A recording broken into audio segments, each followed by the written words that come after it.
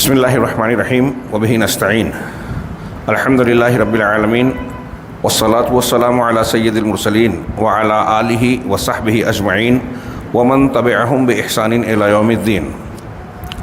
اعوذ باللہ من الشیطان الرجیم. بسم اللہ الرحمن الرحیم. اہدنا الصراط المستقیم صراط الذین انعمت علیہم غیر المغضوب علیہم ولا الضالین. آمین. وقال تعالى في قول المؤمنين دعاء حيث قال ربنا لا تزغ قلوبنا بعد إذ هديتنا وهب لنا من لدنك رحمة إنك أنت الوهاب. رب اشرح لي صدري ويسر لي أمري واحلل عقدة من لساني يفقهوا قولي.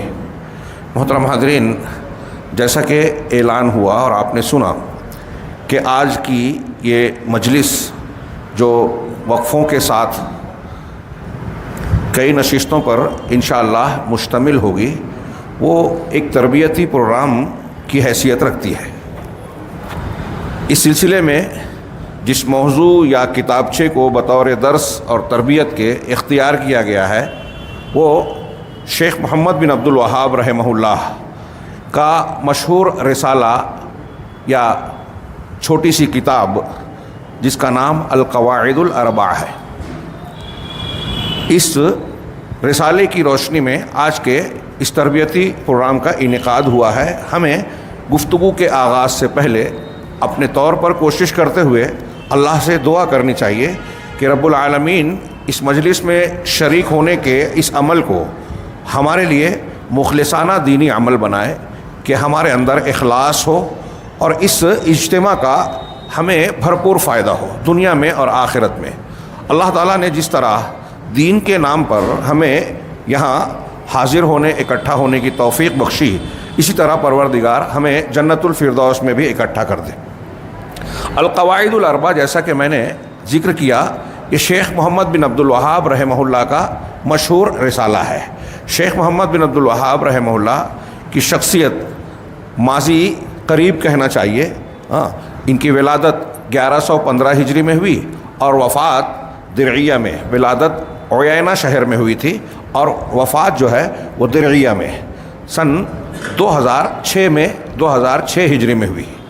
اگر آپ شیخ محمد بن عبد الوہاب رحمہ اللہ کی شخصیت کا مطالعہ کریں، ارد گرد دیکھیں، تو ایک طرف ہم کو یہ بھی نظر آئے گا کہ بہت سارے لوگ نہ صرف مسلمان کہلانے والے لوگوں میں وہ جو بدعتی ہیں، وہ جو قبر پرست ہیں، وہ تو شیخ محمد بن عبد الوہاب رحمہ اللہ کی مخالفت کرتے ہی ہیں.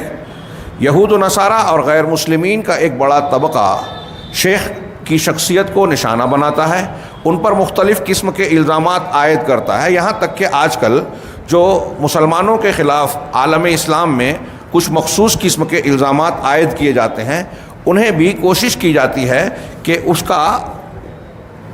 کی بنیاد یا سمجھ لیجئے کہ اس کا پھیلاؤ اور فروغ شیخ محمد بن عبد الوہاب کی دعوت اور اس کی فکر سے منسوب کرنے کی کوشش کی جاتی ہے.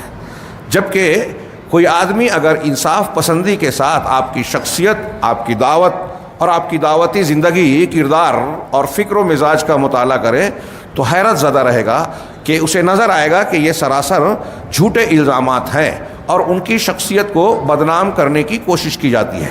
یہی میں ایک اشارہ یہ بھی کرنا چاہتا ہوں کہ دعوتی میدان میں آپ دیکھیں گے کہ انبیاء کرام علیہم الصلاۃ والسلام کا درجہ سب سے اونچا ہے. وہ جتنے اعلیٰ تھے اتنی ہی بڑی مخالفتیں بھی کی گئی.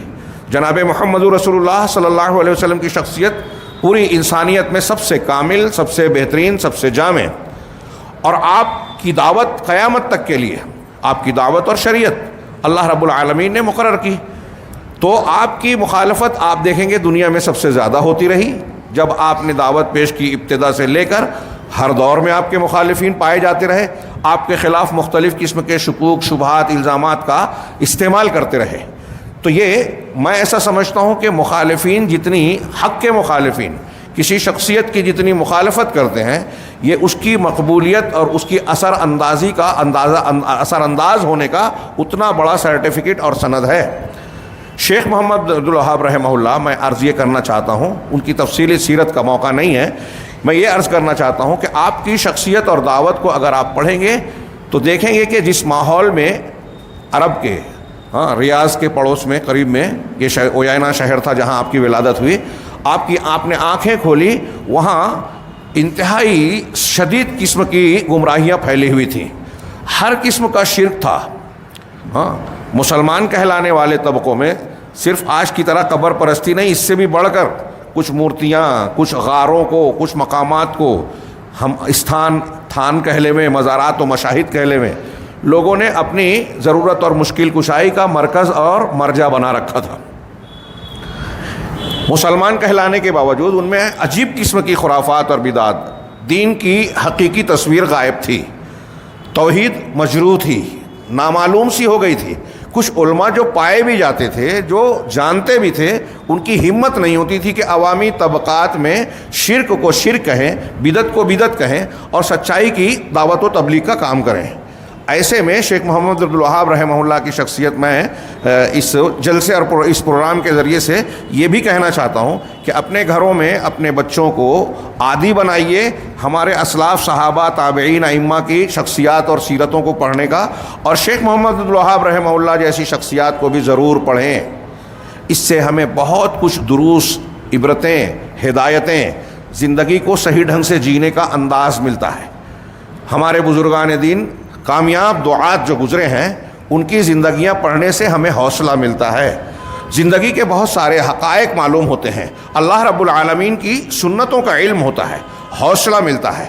اور شیخ محمد الوہاب رحمہ اللہ کی زندگی میں بھی بڑے اتار چڑھاؤ ہے. جب آپ نے دعوت دی، بچپن سے ہی آپ کے ذہانت، آپ کے قرآن و حدیث پر گہری نظر اور حق کو پہنچانے کا جذبہ بہت واضح انداز میں نظر آتا ہے.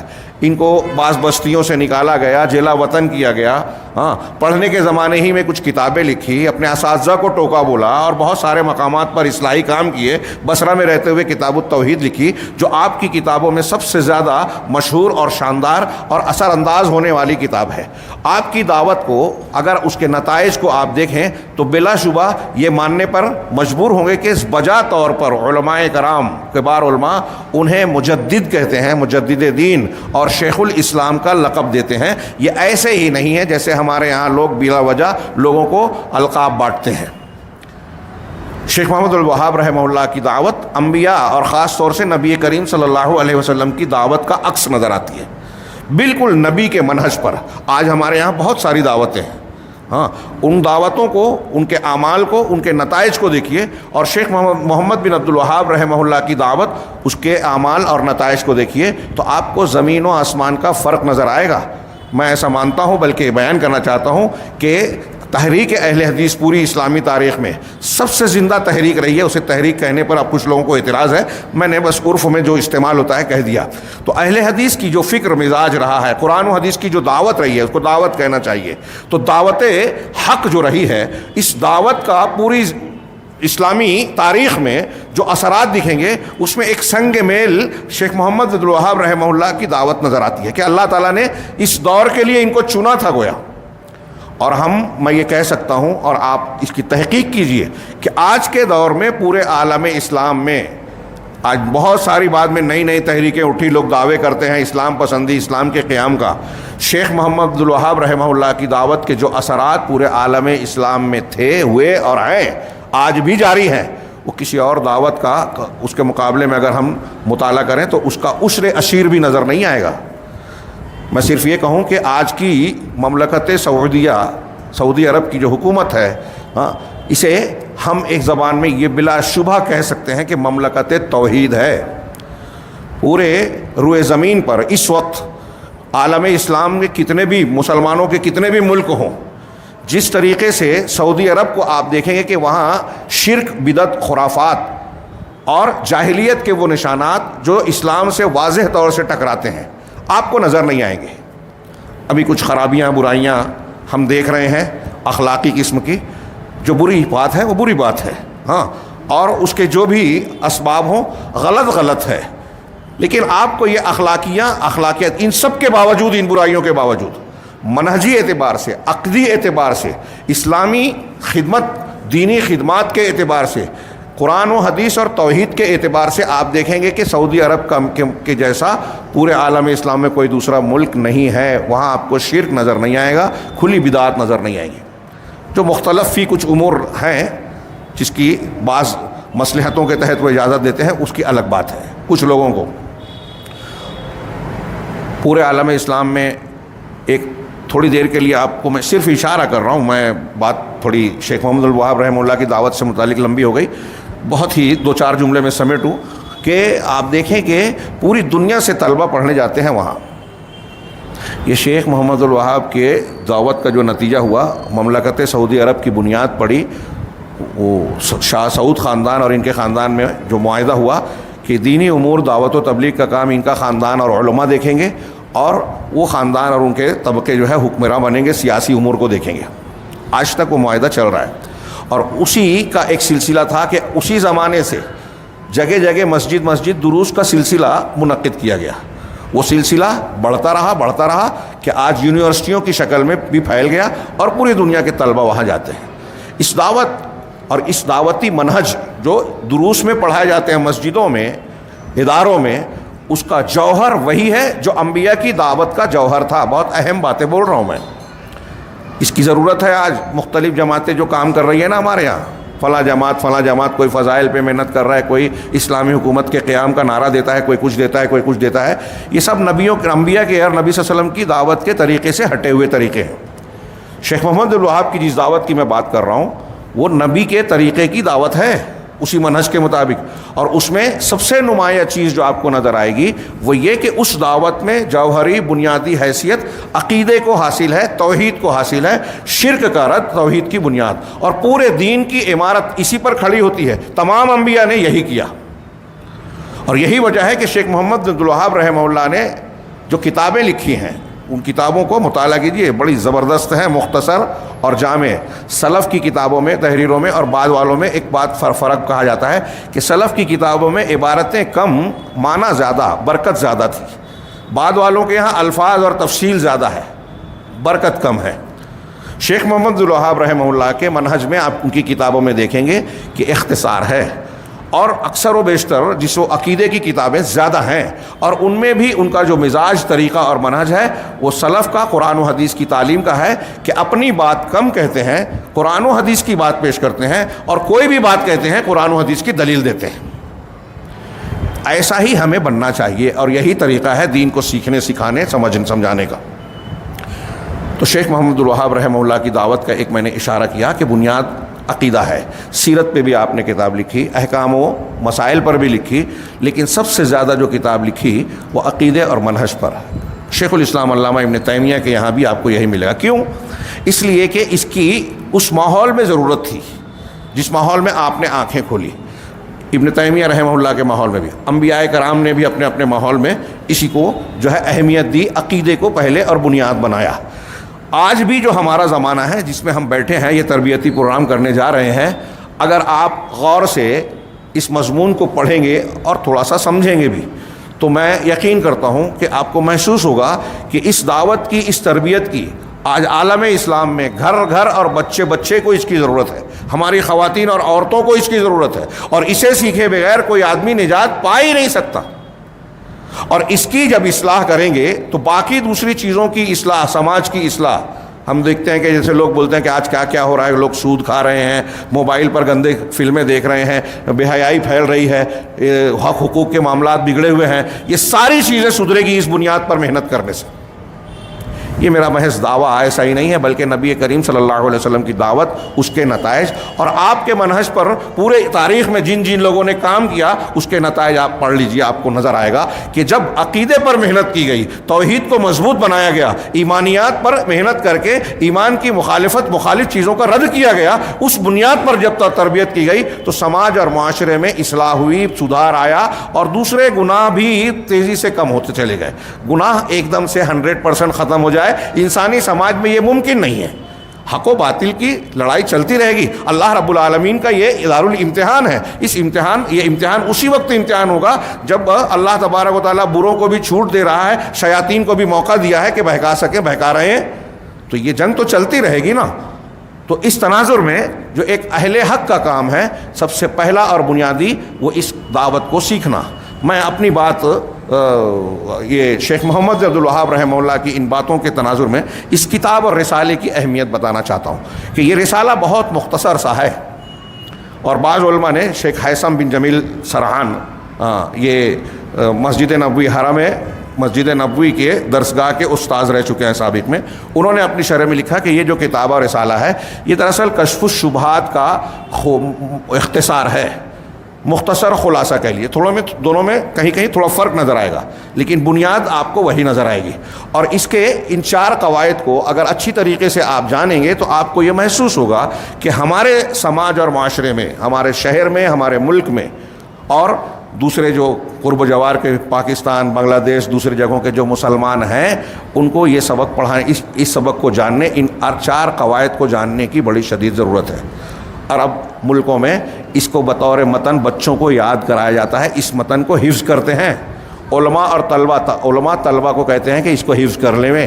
یہ تعلیم کی ایک ترتیب ہے کہ چھوٹے بچوں کو پہلے تحصیل کی جائے، یعنی ان کے ذہن و دماغ میں دین کی تعلیم کی جو چیز آگے تفصیل سے پڑھانا ہے اس کی اصل اور بنیادوں کو راسخ کیا جائے، بنیاد بنایا جائے، اسے تحصیل کہتے ہیں۔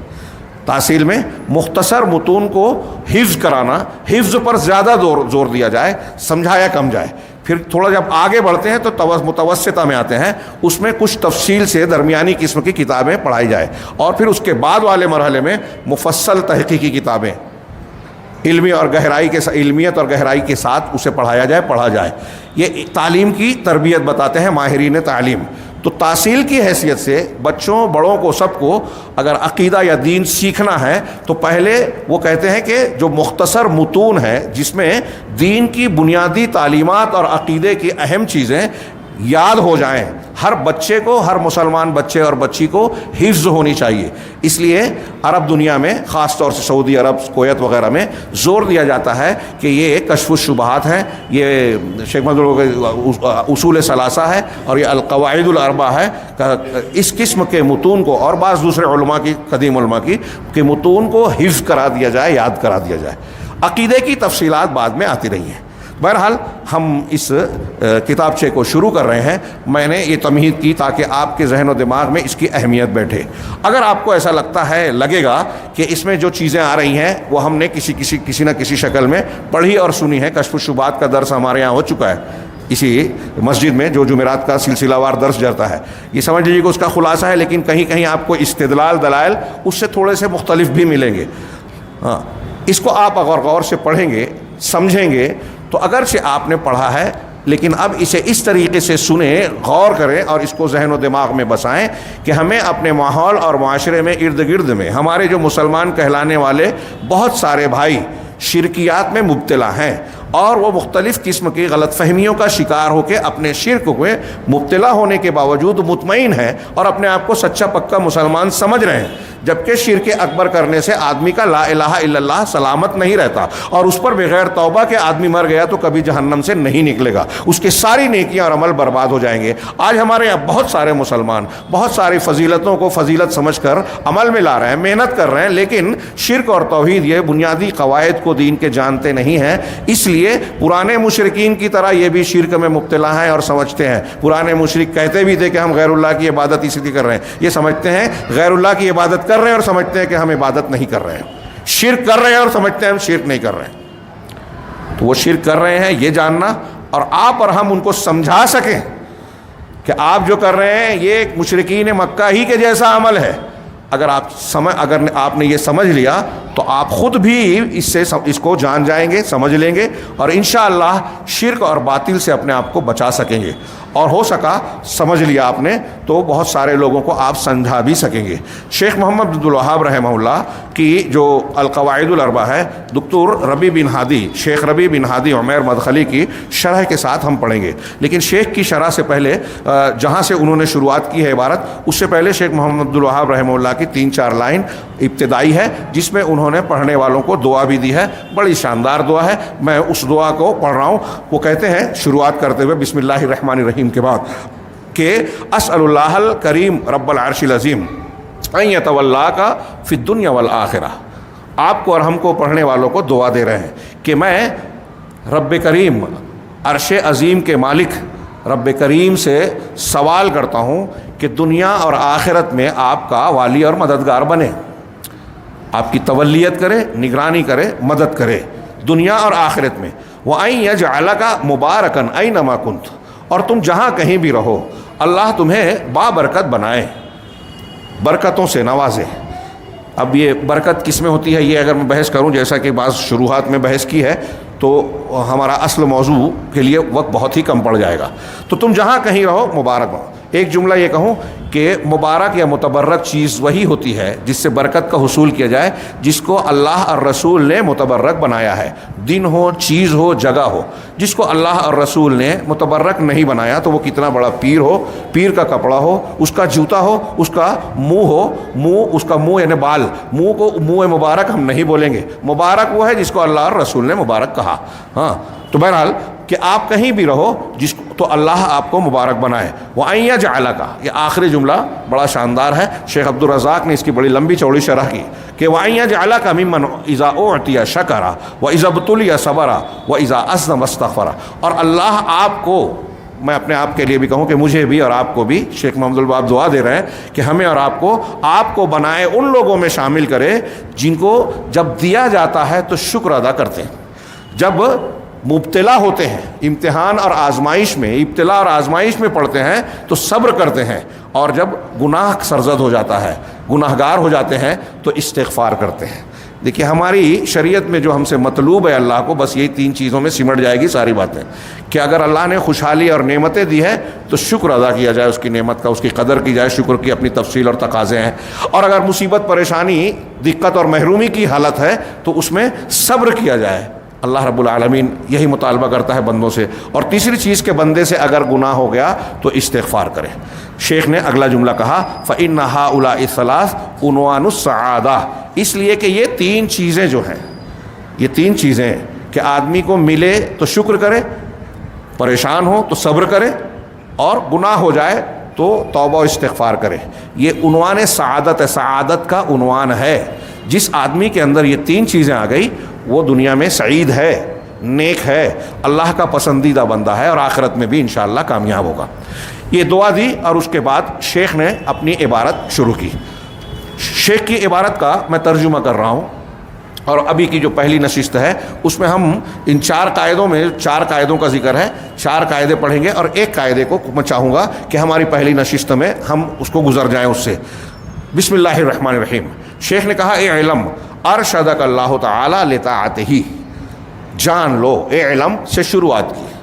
اس پر بھی کافی لوگوں نے کہا کہ آپ قرآن میں دیکھیں گے کہ قرآن میں کئی جگہ اللہ رب العالمین نے یہ لفظ اور یہ تعبیر استعمال کی کہ جان لو، علم حاصل کر لو، اے علم۔ یہ اس مقام پر استعمال کیا جاتا ہے قرآن میں جو استعمال ہوا ہے، اور اہل علم اسی کی اتباع میں، اسی کی پیروی کرتے ہوئے قرآن کی یہ عمل کرتے ہیں اس مقام پر جہاں بہت اہم بات بتا رہے ہیں۔ مقصود ہے کہ پڑھنے والا، جاننے والا اس بارے میں آگاہی اور پوری توجہ اختیار کر کے اپنے آپ کو یہ جان لے کہ مجھے اس سے بھرپور آگاہی حاصل کرنا ضروری ہے، یہ علم ضروری ہے، یہ معلومات ہونی چاہیے جو آگے کہی جا رہی ہے بات۔ تو اللہ آپ کو اپنی اطاعت و فرما برداری کے راستے پر چلائے۔ ارشدہ کا رشد سے ہے، رشد و ہدایت، رشد اور ہدایت دو لفظ ہم بولتے ہیں۔ مختصر میں ان دونوں کا فرق اگر بتاؤں تو ہدایت جو سمجھ لیجئے کہ علم سے متعلق ہے، یعنی آپ کو صحیح بات کا علم ہو، حق معلوم ہو، یہ ہدایت ہے۔ اس کی ضد گمراہی ہے جس کو ہم ضلالت کہتے ہیں، اس کا ترجمہ بھی راہ سے ہی کرتے ہیں۔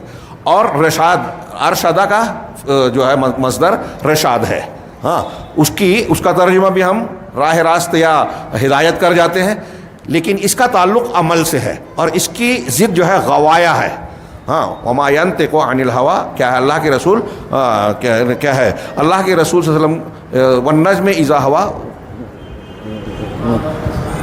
ما ضل صاحبكم وما غوى، دو لفظ ہیں، ما ضل صاحبكم وما غوى، ضل گمراہ ہونا، غوا گمراہ ہونا، بھٹکنا۔ ایک کا تعلق علم سے ہے، ایک کا تعلق عمل سے ہے۔ تو رشد کسی کو مل گیا مطلب وہ صحیح راستے پہ چلنے والا، عمل کرنے والا ہے۔ ہدایت کسی کو ملی تو پہلا معنی اس کا جو ان دونوں کے مقابلے میں کریں گے کہ اس کو صحیح بات کا علم ہو گیا، حق معلوم ہو گیا۔ تو شیخ نے کہا کہ اللہ تعالیٰ اپنی اطاعت کے راستے پر چلنے والا صاحب رشد آپ کو بنائے۔ تو آپ نے کہا کیا جاننا ہے؟ ان الحنیفیت ملت ابراہیم، کہ حنیفیت ابراہیمی ملت ہے۔ شرح ہم آگے پڑھیں گے۔ اللہ تعالیٰ نے اس حنیفیت کو اختیار کرنے کا قرآن میں کئی جگہ حکم دیا ہے۔ تو جس حنیفیت کو ہمیں اختیار کرنا ہے وہ کیا ہے؟ وہ ملت ابراہیمی ہے۔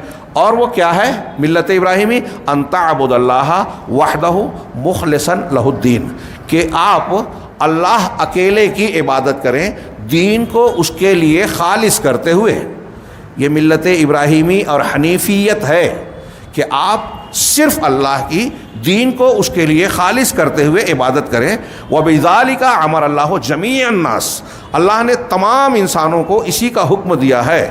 وَخَلَقَهُمْ لَهَا، اور سارے انسانوں کو، جنوں کو اسی کے لیے پیدا کیا ہے، اسی کے لیے پیدا کیا ہے۔ یہ بنیاد ہے ہماری تخلیق کی، یہ بنیاد ہے اللہ رب العالمین جو دین شریعت ہم کو دے رہا ہے اس کے تمام تر تعلیمات اور مقاصد کی۔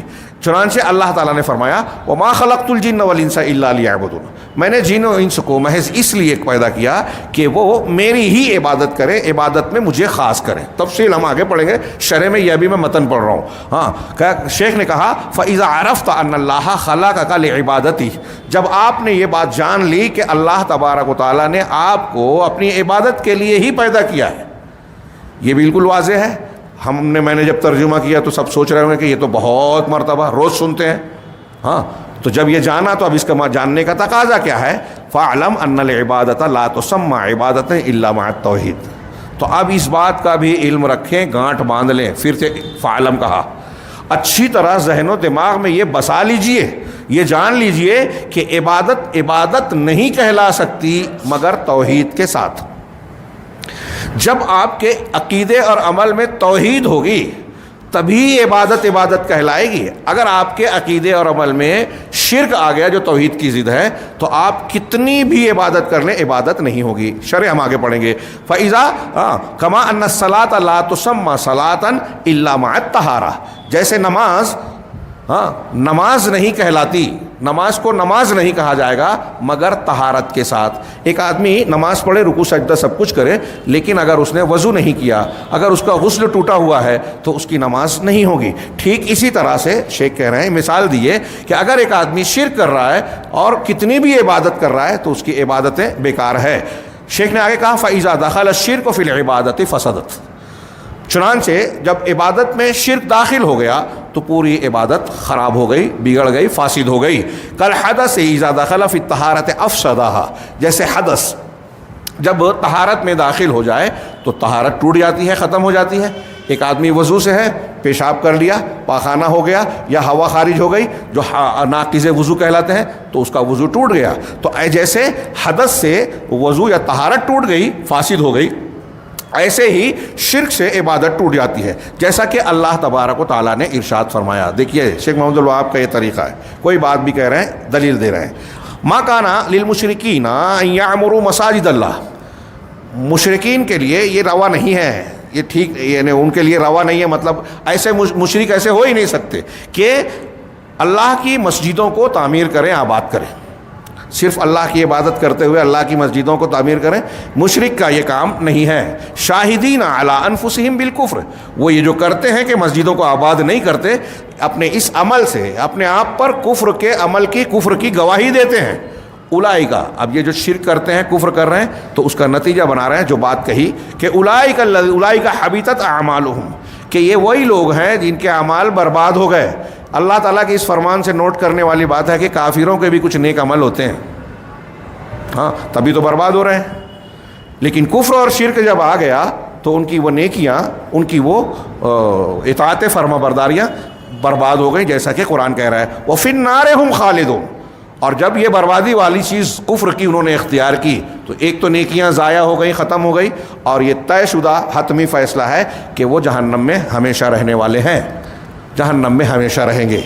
کتنی بڑی بات ہے یہ، ہاں آپ اور ہم آج ہمارے سماج میں، میں یہاں ایک جملہ آپ کو خاص طور سے کہہ دوں کہ ہمارے یہاں یہود، نصارہ اور غیر مسلموں کی طرف سے مسلمانوں کے خلاف جو کوششیں ہو رہی ہیں، یہ اچھی طرح دماغ میں بٹھائیے، میں جو کہہ رہا ہوں گہری اسٹڈی رکھتے ہیں وہ لوگ، گہری اسٹڈی۔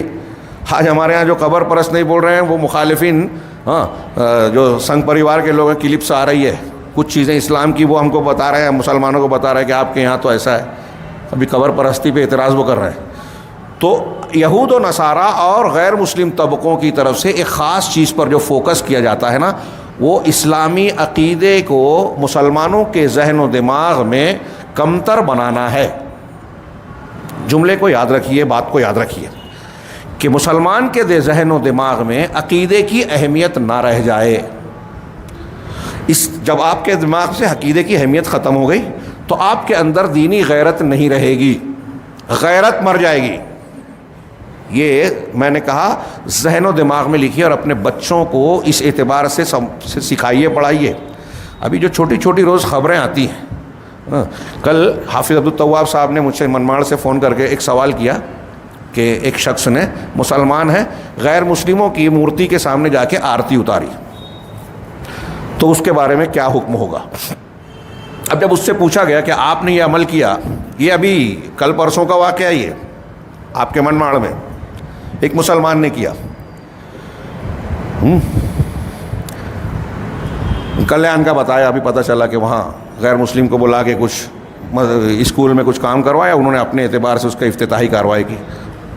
وہ حضرت جماعت اسلامی کے ہیں، مسجد اہل حدیث میں نماز پڑھتے ہیں، لوگ جماعت اہل حدیث پر اعتراض کر رہے ہیں۔ اب وہ مسجد اہل حدیث میں اگر نماز بھی پڑھتے تو ان کو اتنا عقیدہ تو سیکھنا چاہیے تھا، لیکن ہم دیکھ رہے ہیں کہ سیکھنے میں ہمارے یہاں بھی کتنا شوق ہے۔ لوگ سمجھتے ہیں ہم کو بڑی معلومات ہے، لیکن آپ دیکھیں گے کہ ان کے عمل میں، ان کی باتوں میں، میں نے بہت سارے اپنی جماعت کے لوگوں کو دیکھا کہ بعض ایسے جملے بولتے ہیں جو عقیدہ توحید کے خلاف ہے، انہیں پتہ ہی نہیں ہے اور سمجھ بھی نہیں رہے ہیں، معلوم ہی نہیں ہے۔ تو یہ جو آرتی اتارا، اس سے پوچھا کہ کیوں کیا، تو کہا کہ میں نے سمجھا کوئی خاص بات نہیں ہے۔ میں اسی بات کو کہہ رہا ہوں یہاں اس تناظر میں، شیخ محمد الوہاب رحمہ اللہ کی ابتدائی جو تمہیدی کلام ہے قواعد سے پہلے، وہ کتنے اہم ہے، آج بھی اس کی کتنی شدید ضرورت ہے کہ ہمارا ایک نوجوان جاتا ہے گنپتی کے جلوس میں شریک ہو جاتا ہے، کاندھا دیتا ہے، وہ جو طواف کرتے ہیں، ٹپری کھیلتے ہیں، کیا کھیلتے ہیں، وہ عبادت ہے، بیچ میں مورتی ہوتی ہے، وہ دائرہ دائرہ گھوم کے وہ عبادت کرتے ہیں۔ ہمارے کچھ مسلمان اس میں شریک ہوتے تھے، آج کل تو ہندو ہی روک رہے ہیں۔ وہ کہہ رہے ہیں کہ یہ لوگ آ کے ہماری پوترتا کو بھنگ کر رہے ہیں، پاکیزگی کو ختم کر رہے ہیں۔ کتنی الٹی بات ہے، آپ یہ خود گندے ہو رہے ہیں۔ تو کوئی اس میں شریک ہو رہا ہے، کوئی مشرکانہ عمل میں شریک ہو رہا ہے۔ کچھ کلپس آئی کہ مزار کے بابا جا کے جو ہے دیے جلا رہے ہیں مندروں میں، اور خود مزار پہ جو عمل کر رہے ہیں۔ تو ایک تو وہ رونا رو رہے ہیں ہم کہ بہت سارے مسلمان کہلانے والے مزاروں پہ، مشاہد پہ وہ عمل کر رہے ہیں جو کفار مکہ کا شرک تھا، ہے، اور وہ عمل بھی کرتے ہیں غیر مسلموں کے یہاں جا کے مورتی پوجا، ولا اور برا، دوستی اور دشمنی، کہاں ہم کو تعلق رکھنا ہے، کہاں نہیں رکھنا ہے۔ رواداری کی کیا حدود ہے؟ رواداری یعنی کشادگی، کہ ایک آدمی ٹھیک ہے، آپ کے لیے آپ کا دین، میرے لیے میرا دین، اسلام میں سب سے بڑی رواداری ہے۔ لیکن رواداری کا، یکجہتی کا یہ مطلب ہرگز نہیں ہے کہ آپ اپنے عقیدہ توحید سے تنازل اختیار کریں اور اپنے عقیدے میں شرک کو داخل کر لیں عمل میں، کسی کو خوش کرنے کے لیے، دوستی کا مظاہرہ کرنے کے لیے۔ اگر آپ نے توحید چھوڑ دی تو آپ مسلمان رہے ہی نہیں، پھر کیوں آپ الگ ہیں ان سے؟ ان کا دھرم قبول کر کے ان میں شامل ہو جائیے، بہت خوش ہوں گے۔ اگر آپ کو انہیں خوشی کرنا ہے اللہ کو ناراض کر کے، تو پھر آپ امتحان میں کہاں ہیں؟ اگر یہ امتحان ایسے ہی ہے تو سیدنا ابراہیم علیہ الصلوۃ والسلام کو، انبیاء کو اپنے گھروں، اپنے وطن کو چھوڑنے کی ضرورت کیوں پڑی؟ کیوں صحابہ کرام کو کاٹا گیا، مارا گیا، گھر سے نکالا گیا، پریشان کیا گیا، گھر میں تپتی ریت تک جو ہے ان کو ستایا گیا، ان کو تذیتیں دی گئی، گھسیٹا گیا؟ یہی تو جھگڑا تھا نا۔ اب ہمارے یہاں لوگ اسی کو نہیں سمجھ رہے ہیں، اور کیا سمجھتے ہیں کہ ہم ایک طرف مسلمان بھی ہیں، توحید کو بھی مان رہے ہیں، اور غیر مسلموں اور شرکیہ چیزوں میں شریک ہو گئے، تہواروں میں جا کے شامل ہو گئے تو بھی چل جائے گا۔ میرے بھائیوں، میں جو یہ بات پھر سے بولا مجھے معلوم ہے کہ وقت کم ہے، لیکن کچھ لوگ سمجھتے ہیں کہ غیر ضروری. یہ ہمارے سماج کی ضرورت بتا رہی ہے کہ یہ جو پڑھنے جا رہے ہیں ہم، یہ کتنی ضرورت ہے اس کو. آج کے مسلمانوں کو ہم خود جب توحید اور شرک کو نہیں سمجھے تو غیر مسلموں کو کیا سمجھائیں گے؟ اور اگر ہم نے نہیں سمجھا اور نہ سمجھ کر شرک کے اکبر کو اختیار کیے رکھا، کتنی بھی خوش فہمیوں میں رہیں، کتنے بھی قرآن ختم کر لیں، ذکر و اذکار کا نصاب پورا کریں اور فضائل پر عمل کرتے رہیں، روز تہجد پڑھیں، روز کبھی جو ہے ہماری چاشت اور چاشت کی نماز نہ چھوٹے، لیکن اگر شرک ہے سارے عمل بیکار ہیں. ہاں یہ کہنا نا کہ جیسے طہارت میں حدث آ گیا تو طہارت ٹوٹ جاتی ہے، ایسے ہی اگر آپ کے عقیدے اور ایمان میں شرک آ گیا تو آپ کا ایمان ٹوٹ گیا، لا الہ الا اللہ سلامت نہیں رہا. اور اگر اسی حال میں موت ہو گئی تو کوئی کتنا بھی عمل کرنے والا رہا ہو وہ جہنم میں پکا جائے گا اور کبھی نہیں نکلے گا. یہ آگے آ رہا ہے ہمارے سبق میں. فَإِذَا عَرَفْتَ، شیخ محمد العوض جب یہ بات کتنی اہمیت کی حامل ہے اس کو جاننے کے بعد اسے غیر اہم اور معمولی مت سمجھیے. میں نے شروعات کی تھی یہ بتانے کے لیے کہ تہوین العقیدۃ والتوحید، توحید اور عقیدے کو کیا ہے کمتر بتانا، اس کی اہانت کرنا، معمولی چیز بتانا، یہ غیر مسلموں کے ایجنڈے کا ایک حصہ ہے. میں نے شبہات کے فتنے میں اس پر بڑی تفصیلی بات کی ہے مسجد میں. اس کے 24-25 دروس ہوئے تھے، 18-20 جو ہے کہ غیر مسلم خارجی طور سے تعلیم کے نصاب سے، میڈیا سے، اسپورٹس کے لائن سے، فلموں سے، ہر راستے سے جہاں آپ اور ہم تصور نہیں کر سکتے، نئے نئے ازم بنا کر انسانیت، ہاں میں نہ ہندو ہوں نہ مسلمان ہوں، میں انسان ہوں، بولنے میں خوبصورت لگتا ہے. لیکن آپ کو پتہ ہونا چاہیے کہ اس قسم کے جو مذاہب بنائے گئے یہ ایک نہیں، ایسے کئی مذاہب ہیں. اس کا ٹارگٹ صرف اسلام ہے. اور ہم یہ کہتے ہیں کہ ایک آدمی اگر صحیح مسلمان نہیں ہے، صحیح عقیدے والا نہیں ہے تو صحیح انسان ہو ہی نہیں سکتا.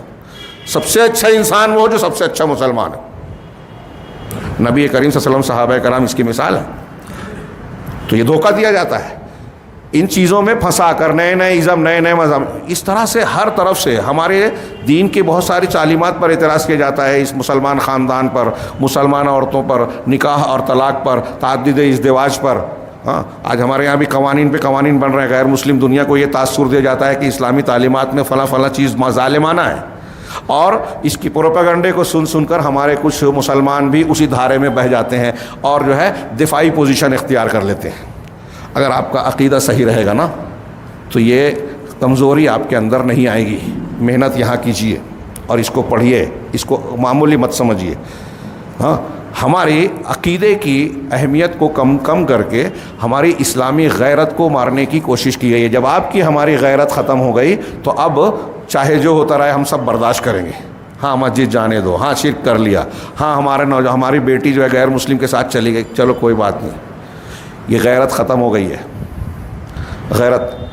اب غیرت کے زندہ ہونے کا یہ بھی مطلب نہیں کہ آدمی الٹی سیدھی حرکتیں کرے. اس کا جو توڑ ہونا چاہیے، اس کا جو رد عمل اور جو اثر ہونا چاہیے وہ نہیں رہا تو غیرت مر گئی.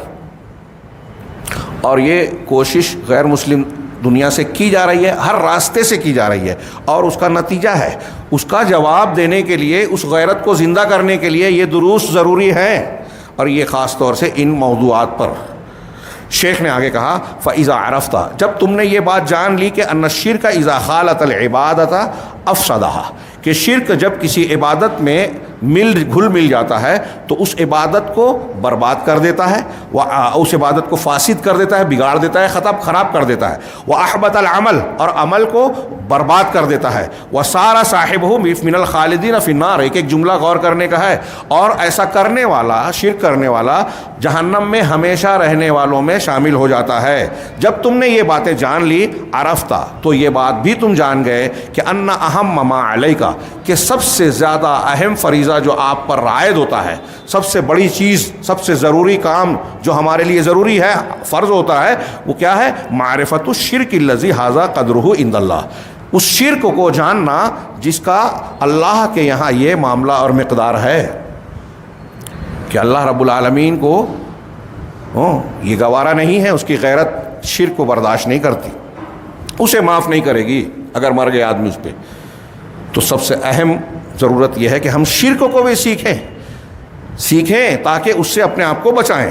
لعل اللہ ان یخلصک من هذه الشبکہ، تاکہ اللہ تبارک و تعالیٰ شرک کو سیکھیں تاکہ اللہ تبارک و تعالیٰ آپ کو اس جال سے بچا لے. شبکہ جال کو کہتے ہیں.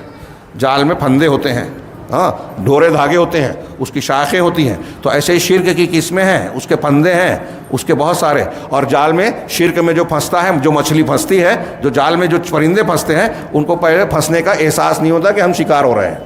ہاں وہ صحیح راستہ سمجھ کے جال میں چلے جاتے ہیں. تو اس جال سے اللہ تبارک و تعالیٰ آپ کو بچا لے ہوئے. اور وہ جال کیا ہے؟ اللہ کے ساتھ شرک کرنا، جس کے بارے میں اللہ کا فرمان ہے ان اللہ لا یغفر ان یشرک بہ ویغفر ما دون ذلک لمن یشاء. مشہور آیت کہ اللہ اس بات کو معاف بالکل نہیں کرے گا، بخشے گا نہیں کہ اس کے ساتھ شرک کیا جائے، اور اس کے علاوہ جسے چاہے گا بخش دے گا. یہ بالکل صاف کلیئر واضح دلیل ہے اس بات پر کہ شرک پر مرنے والا آدمی کبھی جہنم سے نہیں نکلے گا. اور اسی میں یہ دلیل بھی ہے کہ شرک سے کم درجے کے جو گناہ کرے گا آدمی، وہ یا تو اللہ یوں ہی معاف کر دے یا جہنم میں عذاب دینے کے بعد جہنم سے نکالے، لیکن وہ معاف ضرور ہوگا. ہاں وذالک، اب یہ چیز جو آپ پر ضروری ہے کہ شرک کو سمجھے جانے، تو یہ کیسے ہوگا؟ وذالک بمعرفت اربع قواعد ذکر اللہ تعالیٰ فی کتابہ. اور یہ ان 4 قاعدوں کو جان کر ہو سکتا ہے. آپ شرک کو جان کر اس سے بچیں. یہ اس وقت تو ہو سکتا ہے جب آپ 4 قاعدوں کو جانیں جن کو اللہ نے اپنی کتاب میں ذکر کیا. یہ شیخ محمد عبدالوہاب کہہ رہا ہے کہ اپنے میرے ذہن کی اپج نہیں ہے جو میں قاعدے بیان کر رہا ہوں، یہ قرآنی قاعدے ہیں. اللہ رب العالمین نے قرآن میں اس کا ذکر کیا ہے. تو ہم آج کی پہلی نشست کے خاتمے سے پہلے ان 4 قواعد کو سرسری طور سے تیزی سے پڑھتا ہوں. ہاں یہ 2 قاعدے ابھی پہلی مجلس میں پڑھ لیتے ہیں کہ القاعدۃ الاولیٰ. پہلا قاعدہ یہ ہے کہ ان تعلم ان الکفار الذین قاتلهم رسول اللہ صلی اللہ علیہ وسلم یقرون بان اللہ تعالی هو الخالق الرازق المحیی الممیت المبدر لجمیع الامور. یہ پہلا قاعدہ کہ وہ کافر کفار مکہ اور ارد گرد کے جن سے رسول اللہ صلی اللہ علیہ وسلم نے قتال اور جنگ کی، لڑائی کی، اللہ کے رسول کی جن سے ٹھنی، رحمت للعالمین کس بات پر لڑ رہے ہیں؟ ہاں کافروں سے کفر کی، شرک کی بنیاد پر. جن سے آپ کا قتال ہوا وہ مشرکین اور کفار اس بات کا اقرار کرتے تھے. اچھی طرح یہ 4 قاعدے دماغ میں بٹھائیے گا. تو جن کفار سے رسول اللہ صلی اللہ علیہ وسلم کی لڑائی اور جھگڑا ہوا، وہ اس بات کا اقرار کرتے تھے کہ اللہ خالق ہے، رازق ہے، زندگی دینے والا، موت دینے والا، اور کائنات کے تمام معاملات کی تدبیر کرنے والا ہے. سارا نظم و ضبط انتظام اسی کے ہاتھ میں ہے، ایک پتہ بھی اس کی مرضی کے بغیر نہیں ہلتا. یہ کون مانتا تھا؟ کس کی بات کر رہے ہیں شیخ محمد اللہ؟ پہلا قاعدہ کفار، مشرکین مگر، جن کو ہم مشرک کہہ رہے ہیں، جن کو ہم کافر کہہ رہے ہیں، وہ یہ مانتے تھے کہ خالق مالک اللہ ہے. وہ یہ مانتے تھے کہ زندگی موت دینے والا اللہ ہے. وہ یہ جانتے تھے، مانتے تھے، کہتے تھے کہ اس کائنات کو چلانے والا، تدبیر کرنے والا اللہ ہے.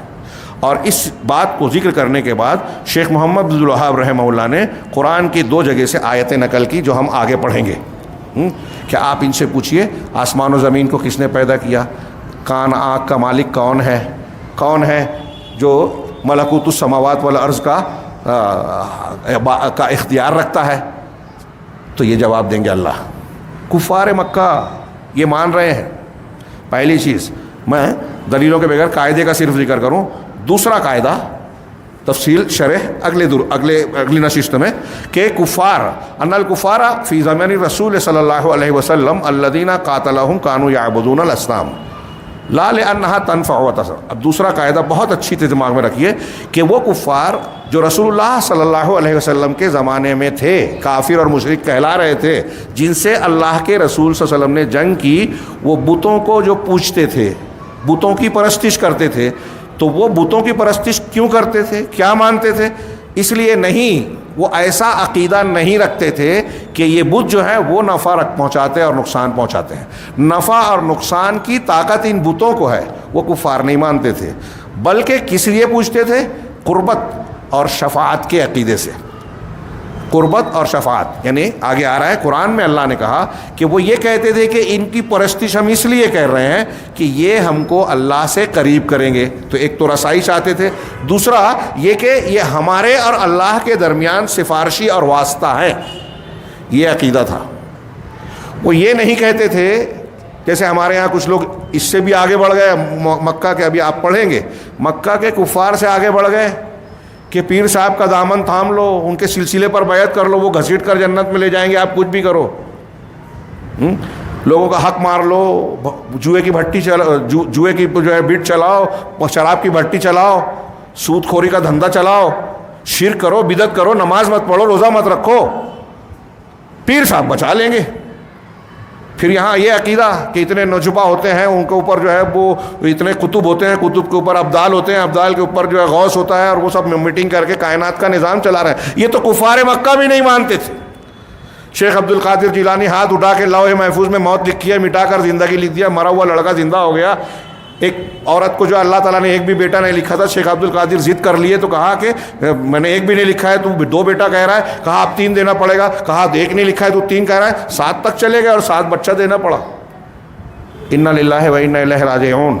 اللہ رب العالمین کی اس سے بڑھ کر میں سمجھتا ہوں کوئی گستاخی ہو ہی نہیں سکتی. وما قدر اللہ حق قدری, اللہ کی قدر پہچانی ہی نہیں. یہ کفار مکہ بھی اللہ کے بارے میں ایسا برا عقیدہ نہیں رکھتے تھے. یہ آگے بڑھ گئے ہیں ہمارے زمانے کے لوگ.